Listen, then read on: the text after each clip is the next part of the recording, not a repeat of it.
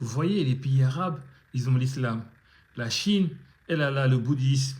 L'Inde, par exemple, elle a l'hindouisme. Ce qui fait que c'est des pays voilà, qui ont gardé leur religion originelle, qui font qu'ils ont pu vraiment se développer, en fait, et d'imposer leur vision du monde.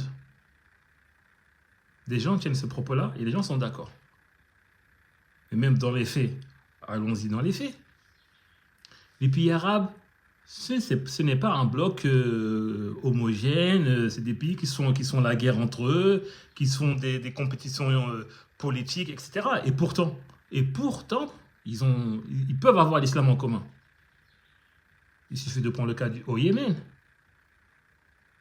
La Chine, est-ce vraiment le bouddhisme qui a fait qu'ils se sont développés là où ils sont aujourd'hui?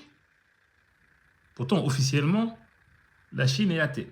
L'Inde, que vous prenez comme référence, oui, c'est une puissance technologique, internationale, militaire, il n'y a pas de souci. Mais c'est aussi l'un des pays où il y a les plus grosses violences en termes d'inégalité, avec les castes et autres, j'en passe. En fait, qu'est-ce que vous voulez? Vous voulez une Afrique forte militairement, en termes de technologie, avec plein d'inégalités au sein de leurs différents peuples? C'est quoi la vision stratégique en fait? Parce que les gens disent, ouais, il faut retourner dans nos religions ancestrales, voilà, etc. Mais on peut vous renvoyer une question, mais pourquoi on a été colonisé? Pourquoi? Pourtant, les religions ancestrales, elles étaient là. À un moment donné, il faut arrêter vraiment de... Mais qu'on m'écoute très bien. Moi, que vous soyez kémite, que vous soyez musulman, bouddhiste ou tout ce que vous voulez, ça, moi, je m'en fous littéralement. Je n'ai pas d'avis à émettre là-dessus. Si vous me dites qu'il y a eu l'instrumentalisation religieuse, oui, elle est en combattre.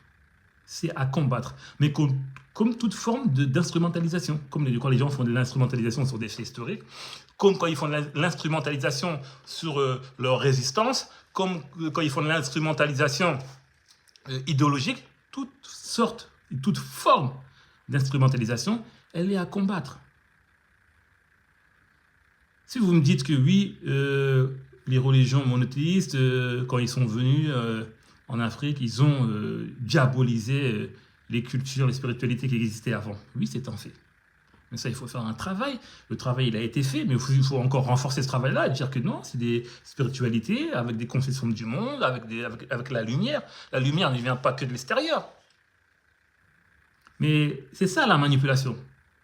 C'est prendre des vérités partielles pour les noyer dans un océan de mensonges, en fait. Et moi, c'est ça qui me dérange. Encore une fois, je n'ai aucun problème avec qui que ce soit. Que vous soyez kémite, bon vous semble. Que vous soyez musulman, bon vous semble. Que vous soyez chrétien, bon vous semble. Comme dans les religions animistes, panthéistes, cela vous concerne. Mais à un moment donné, arrêtons de raconter des sottises, en fait.